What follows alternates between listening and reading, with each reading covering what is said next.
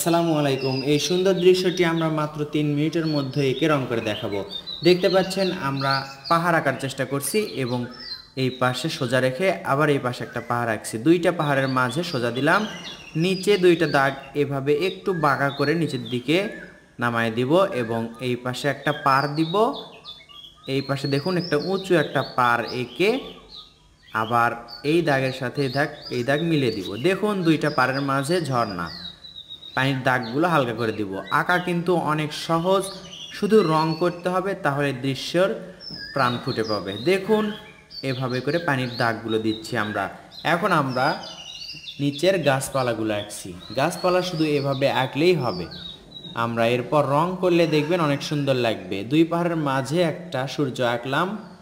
এখন আমরা রং করব। ড্রয়িংটা অনেক সহজেই শেষ হয়ে গেল। এখন রংটাও দেখুন সহজ কৌশলে দেখানোর চেষ্টা করছি আমি। প্রথমে কি রং করছি দেখুন, হলুদ রংটা সূর্যের ওপরে এবং পাহাড়ের ওপরে আমরা হলুদ রং করছি।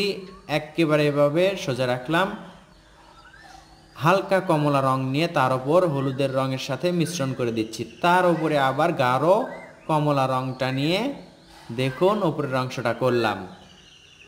এখন আমরা এই পাশে দেখুন আকাশি রংটা, হালকা নীল রং যে রংটা আছে সেই রংটা দিয়ে পুরো পানি আমরা করব, নদী এবং ঝর্ণা পুরোটাই আকাশি রংটা করব।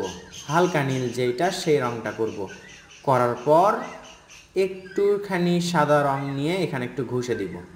এখন আমরা গোল্ডেন রং বা সোনালি রং যেইটা আছে সেইটা দেখুন নিচের থেকে ওপরের দিকে এভাবে তুলে দিব। একটু দ্রুত দেখানো হচ্ছে, তারপরও আশা করছি বুঝতে পারছেন। এই রংটা যদি আপনার না থেকে থাকে তাহলে পাহাড়ে হালকা সবুজ রঙও দিতে পারেন। এই রংটা পাবেন 48 কালার রঙের মধ্যে, অথবা 32, 24 অথবা 36 কালার রঙের মধ্যে।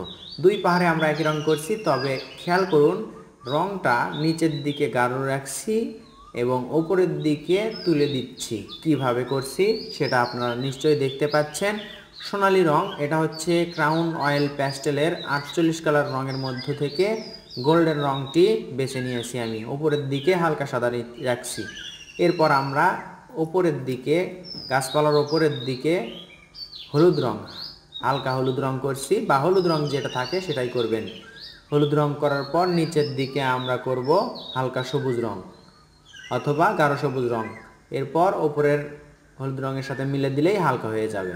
মাঝে হালকা সবুজ থাকলো, নিচে গাঢ় এবং তার উপরে আরও হালকা। দেখুন এমনটাই লাগছে। আবার দেখুন এখানে জায়গা বেশি, এর জন্য হালকা সবুজটা মাঝে করছি, হলুদ রঙের সাথে মিশে দিলাম। এরপর গাঢ় সবুজটা নিয়ে নিচের দিকে। তিনটার ক্ষেত্রেই কিন্তু একই রকম। এখন আমরা পেন্সিল দিয়ে একটু গাঢ় করব বা আউটলাইন দিব।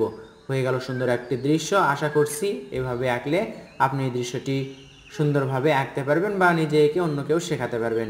ভিডিওটি কেমন লাগলো কমেন্ট করে জানাবেন। আসসালামু আলাইকুম।